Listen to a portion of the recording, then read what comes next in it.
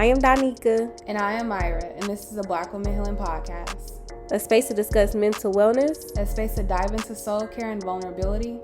Here, we will support you on your journey as you focus on your healing, while also giving you the work along the way. Welcome to Black Women Healing Podcast. Hey y'all, welcome back to another episode of Black Women Healing Podcast. And we are so happy to be having some more guests. I don't know, it feels like it's been a while. Don't you think so, Myra? Don't it feel like it's been a while since we recorded? For sure. So I know I'm excited to get some new people on and some new discussions. And so, we all start off with a random discussion. So random topic. What's going on in my head, in the world, in my head?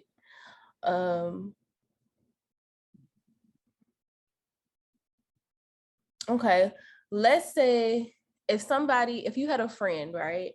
And the friendship dissipated and it had been 10 years.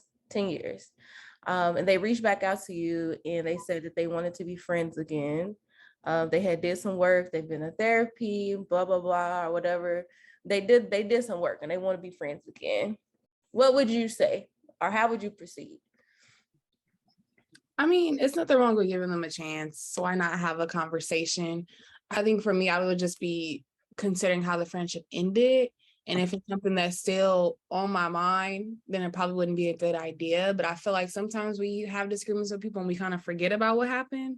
And so I feel like maybe it wasn't that big if I forgot. I might give them a chance. But maybe. Why not? Interesting. Yeah, I think same. It depends on why we're not friends anymore. Because sometimes those scars, even if you have healed through it, it's enough to make you decide that you don't want to have to even possibly experience it again, right? So I think it would depend on what it is, and it'll depend on the space I have in my life. Sometimes we're in easier chapters of life where you feel like you can take on a little bit more, and then sometimes it's like I can't even sit here and even try to let you show me, and because I don't have it. So I think for me it would be contingent upon those two things: the space I have and what happened. What about you, Bash? I tend to lean towards what you said, but I mean, it's a mix. One, it definitely depends on why we fell out. Time can heal. So if it's a friendship that I truly valued and had to mourn, yeah, there will be some hard considerations to reopening any past traumas or potential past traumas to resurface. So it's literally a case-by-case basis. But to be honest, friendships that have ended 10 plus years ago, if I'm being honest right now, I probably wouldn't. I'm in such a different place. And it's like, yeah, we can reconcile, but friendship, probably not. Yeah, that makes sense. Thanks for, engaging in this topic together. Just something, I'm trying to think why that's even on my mind. I have no idea, but it's something on my mind. So thanks for engaging in the topic. So I'm going to go ahead and introduce our guest today. So today we have Bathsheba Dorsey, aka Bash. And she has been licensed esthetician in the state of California for 6 years. She specializes in eyelash extensions, face and body waxing, skincare, and permanent makeup. Having formerly worked in social services, Bash prides herself on providing quality services that serve the body and as well as the spirit. Beauty by Bash isn't just a place to enhance your beauty, it's also a place to reclaim some time, decompress, and step away from the hustle and bustle that can drag us down. Beauty by Bash is simply beauty for you. Come on, Beauty by Bash. I'm here for it. As y'all can see today, we're going to be talking about Black women's skincare and just overall Beauty by Bash. So to start us off, Bash, can you tell us about your journey into becoming an esthetician? My journey to become an esthetician was interesting.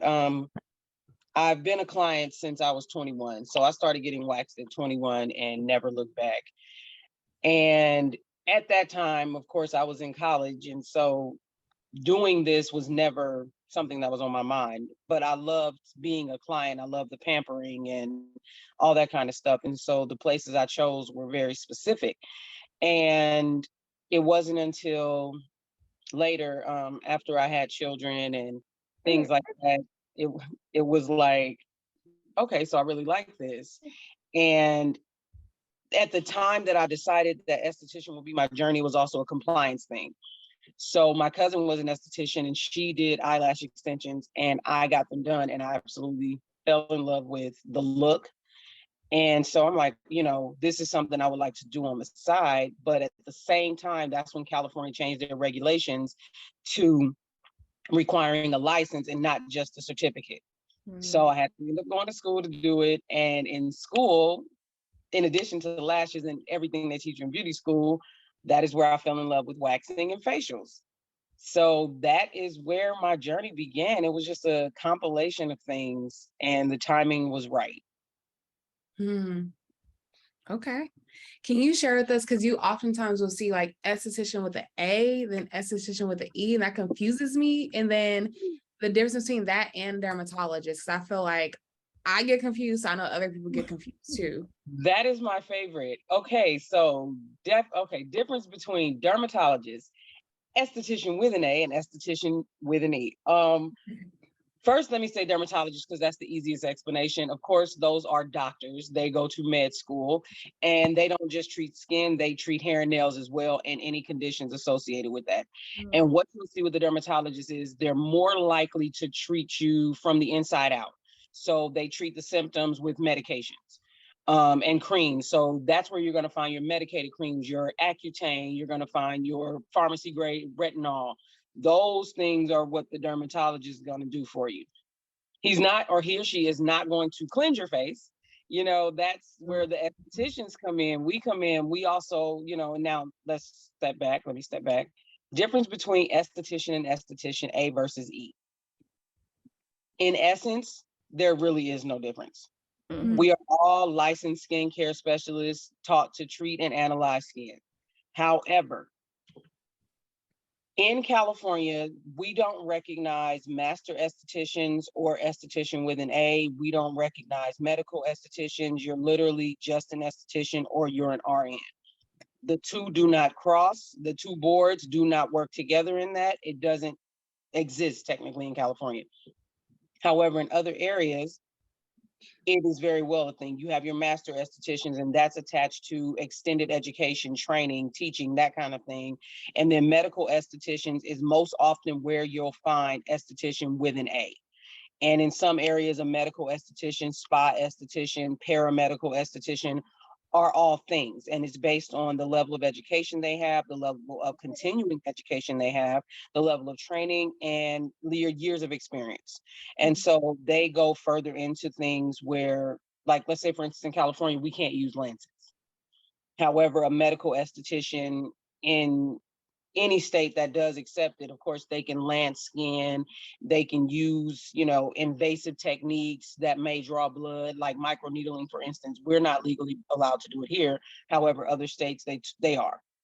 So when it comes to those invasive type skin treatments, for us here in California, that's kind of our limit. Like, that's out of scope for us. But essentially, esthetician and esthetician are the same thing. We're all skin care specialists. It's just a matter of how much more education one may have. Got it. Okay.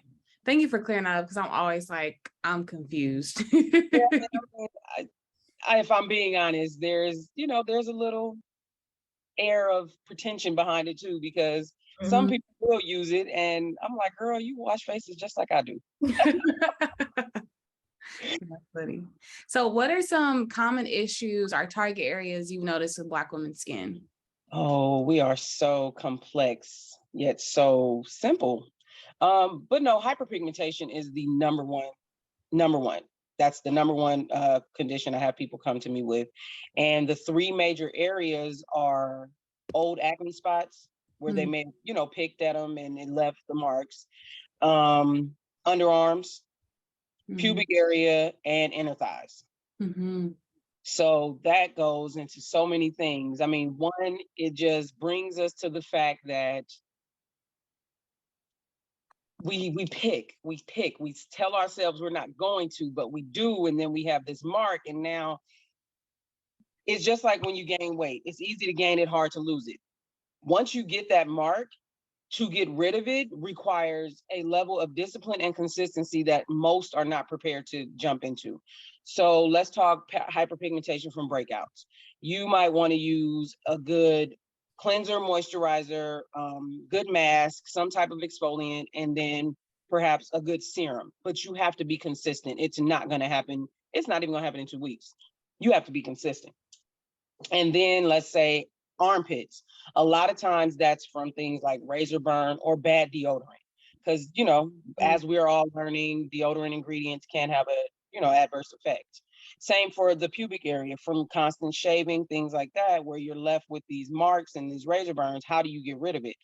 Well, of course, there are products, but you have to be consistent and you have to stop the activity that caused it in the first place.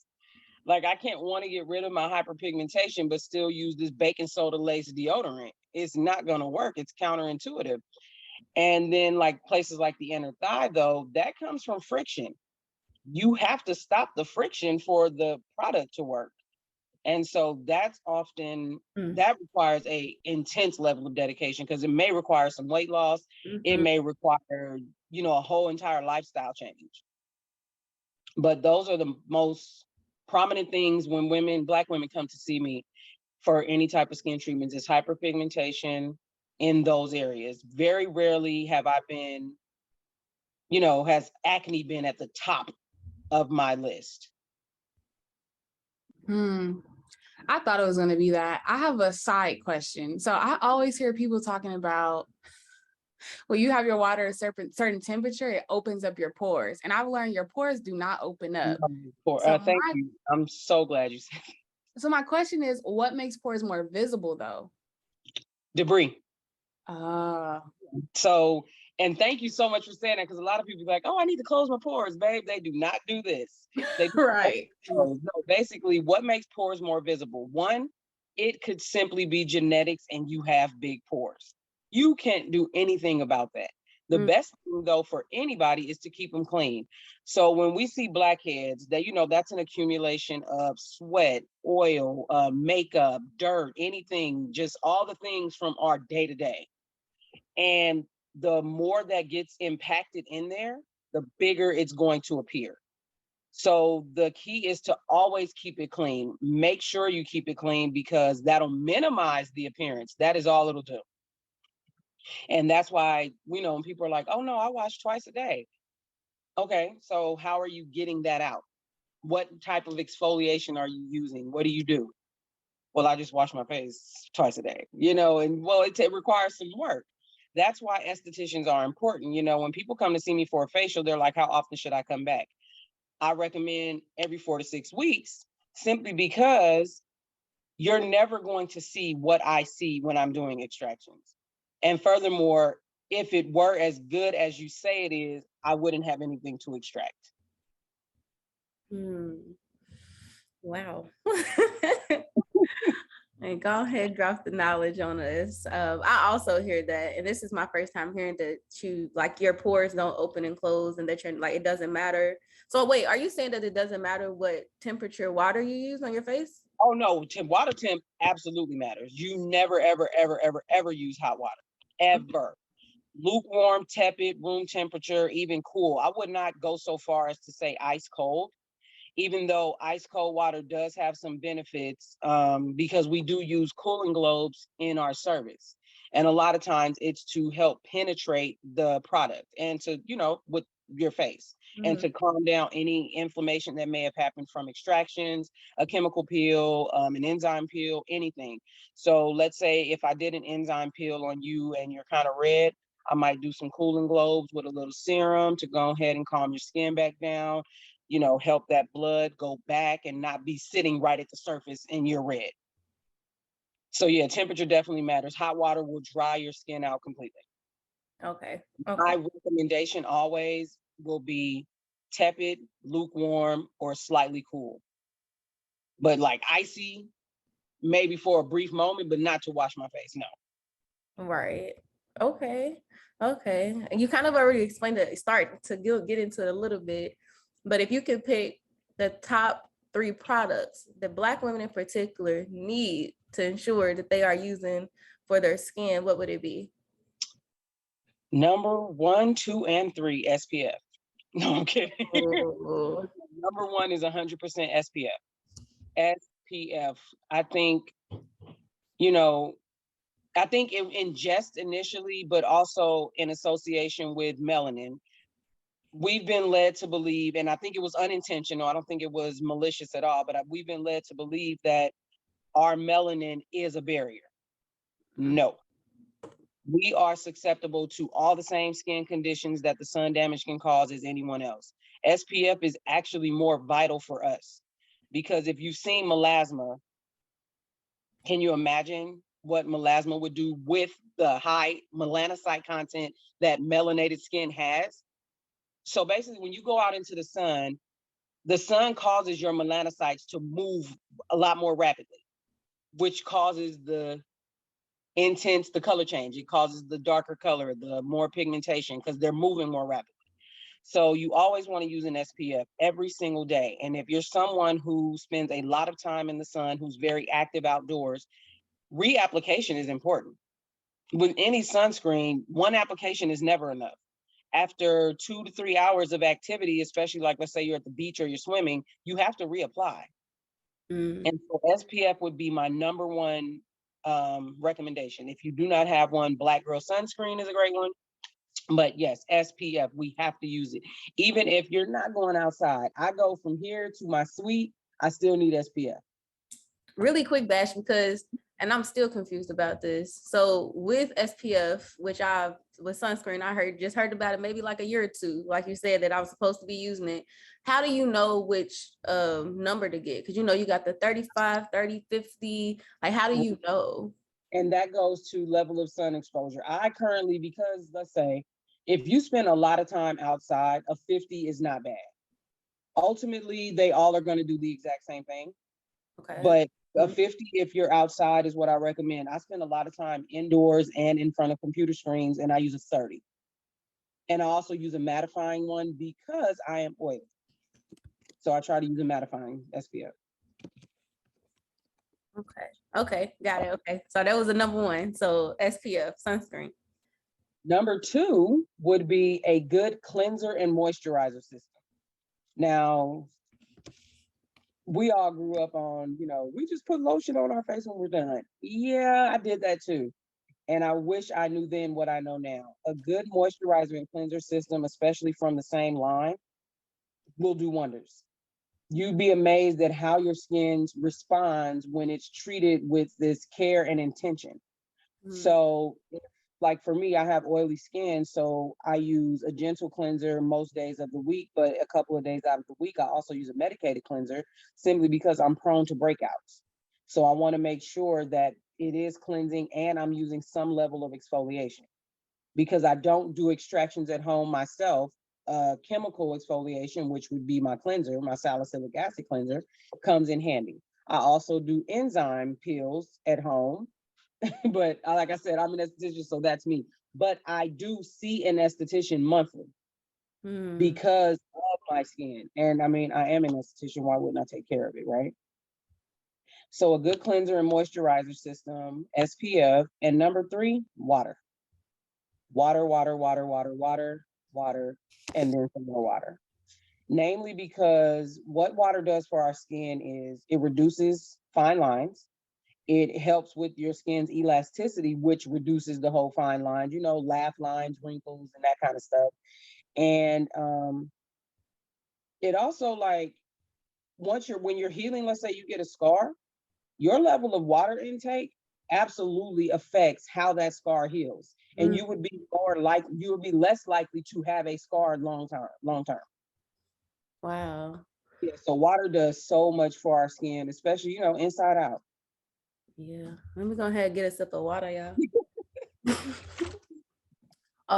So in thinking about those 3 products, because I'm thinking earlier, about asking the difference between an esthetician, and dermatologist. And so in your treatment, so how would one know which services to utilize, right? So sometimes it's best not to go to an esthetician at all and only go to dermatologists, or the opposite, you know? I would start with an esthetician, namely because since we don't diagnose, we can look at it and we might be able to tell you what it is, but we can't treat it. So let's say something like level 4 cystic acne, those are the ones where you see they are red, inflamed, they're clustered, some produce pus and things like that. I can tell you off the bat during a consultation, if I see your skin before you even get to me, I'm not the person you need to see. Dermatology, right on. Now, some medical estheticians, because like I said, in other areas, they are RNs with esthetician licenses, they can handle it. But for me here in California, no, dermatologist, because that is way out of scope for me. And it also is going to require more than I can give you in my treatment room. Because a lot of times situations like that are treated with steroids. And so, that's far beyond my scope. So yeah, that would, in most estheticians, they don't jump into invasive treatments. You have to come. And upon consult, they'll see your skin. Let's say the initial facial. Anytime you see an esthetician, your first facial is always going to be their most basic, simply because they do not know your skin, they do not know your regimen. And so that's the point where that gets started. So they're going to see you, they're going to look at it, they're going to give you some recommendations of products to use. They're going to schedule you for another appointment because they want to see how your skin reacted to that and your home care. And then they can move forward with whatever is next. Home care is vital. Like home care, when it comes to seeing an esthetician, your home care and what you do outside of my treatment room is 80% of your results. So if I say, could you come see me? I'm like, hey, I need you to use this, and that. And then come see me in 5 weeks and we'll see how this happens. If you go home and you decide I'm going to keep using my Dove bar, I'm going to know when you come back. And then, I mean, in reality, why are we wasting each other's time? Like I said, skincare requires so much discipline and dedication because I had to learn that. Like I physically write out what each day I have to do to my face. Yeah. Because people who wear makeup, you want to make sure you have a good clarifying mask to use like twice a week. And that's what I have, because some days I do wear makeup. So I want to make sure that when I go to wash all this off, I do everything that's necessary to make sure it's gone.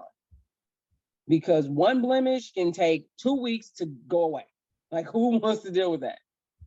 Yeah, no, absolutely. I have eczema, and so I struggle with, like, dermatologist is all I've known all my whole life. And so a lot of times it'll be like this. I've been to also estheticians as well, but it's the struggle of knowing what I'm supposed to be doing. And so it sounds like your suggestion would be, if you go to esthetician, they'll look at your skin, they'll let you know if they can't treat it or if it's something that you need a higher level of care for. Right. And one thing I will tell you too, especially with us and eczema and melanated skin, when you choose an esthetician, do not be afraid to ask, what is your experience, your credentials, and what is your knowledge on melanated skin? And what is your knowledge on melanated skin with eczema? That's why I love my esthetician. She's been an esthetician for 17 years and her focus is aging. She works with melanated skin because she is a woman of color. And so she knows, like, she gave me my first chemical peel. And I'm like, when I got that thing, I'm like, hold on, who knew all this was under here? Oh, wow. Yeah. You want to make sure you ask the credentials. Do not be afraid. Do not think they're hanging on the wall. Ask, and you'll know if they know what they're talking about. Yeah, absolutely. Okay. So you discussed the top 3 products that Black women in particular need. So the next question said, what are your recommendations for summer skincare necessities? Also fall necessities. Summer. Water and SPF. Water, SPF, and some shade, a visor, anything. But no, yeah, definitely. And staying hydrated is vital, namely because with most heat-related emergencies, your skin is the first to tell you what's going on. So definitely, like when it comes to heat stroke and things like that, the first thing you notice is clammy skin, and it's all over. So you want to make sure that that is where your focus is: water, staying hydrated, and SPF. Okay. Yeah, no, I think that makes sense. Especially, living in California, especially Right. like the Southern California. A lot of times, the sun is out all the time. And so it's like this is an all year thing a lot of times. And so for people who we get to experience a little fall here, but what do you say are some differences in the fall necessities versus some of those summer necessities? Now, for the fall, again, not to be redundant, it's definitely SPF. But for the fall, it's also a good moisturizer.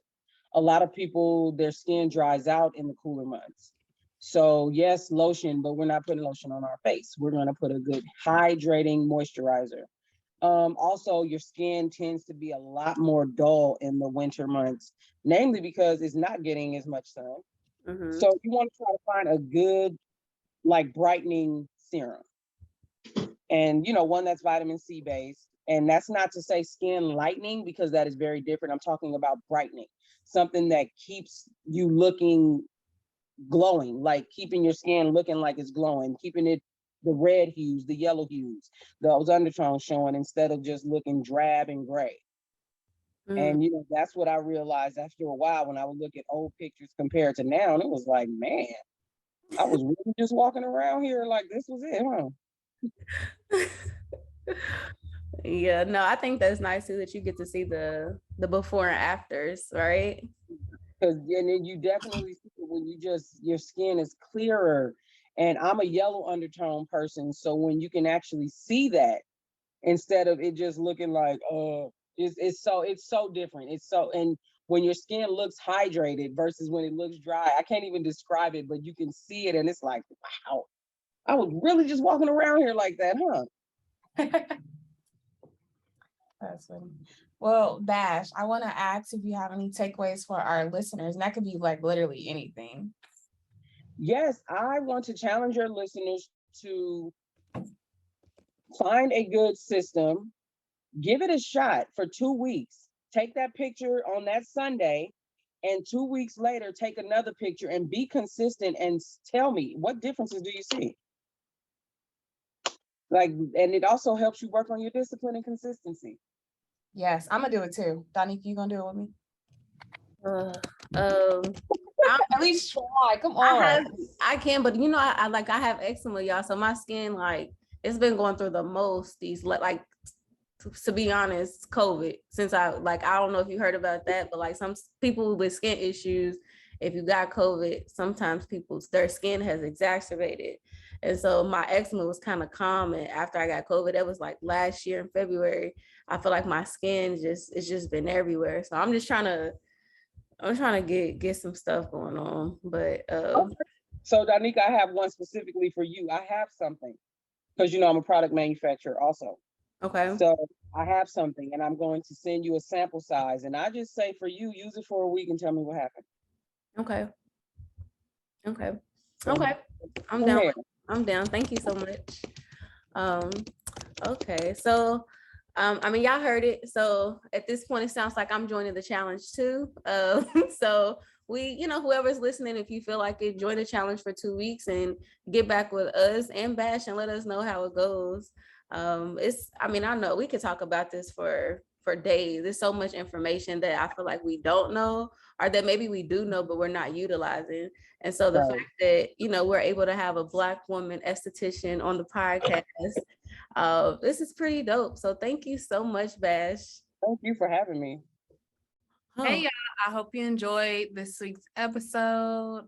I wanted to share a sunscreen that I really like. It's called Supergoop, and it has no cast, and they have this one, it's called Glow Screen. Like, they have different types of sunscreens. They have one that has like a little like sheen in there. It's like I want to say almost like a glitter, but it looks really good on Black skin. Then they have one, it just adds this natural glow to your face. I don't really like matte stuff because I notice I kind of like a greasy look, because to me it look like I'm glowing. But yeah, I would definitely check out Supergoop. It's a little pricey, so I usually get the travel ones from Sephora, and yeah, it looks so good on Black skin. So that's all I got for this week. Yeah, and I would just say, like, as you all can listen, like, I've had skin issues, especially like eczema, since I was like 8. So I've been dealing with it my whole life. But I would just say, don't give up. I know it's easy, like it can feel so overwhelming, just like, I can't find anything, I don't know. And as you can see, just like I'm talking to her, talking to Bash, like, you find people and sometimes things do work. So I would just say continue to try different things. Um, try, don't just settle. You don't just have to settle with it. I know it can be hard. That's a good point, because I forgot I had really bad acne. Well, to me, it was really bad. A lot of people were like, you do not have bad acne. But before I had Shiloh, I had acne all the time. And so, yeah, being just patient with your skin, because I used to drive me insane having it. I don't know what happened where I don't have it anymore, but it was driving me up the wall. Wow, that's interesting too, because people after they have kids and when they're pregnant, usually they'll say their skin gets worse too. Yeah, mine's has been better. Shout out to Shyla.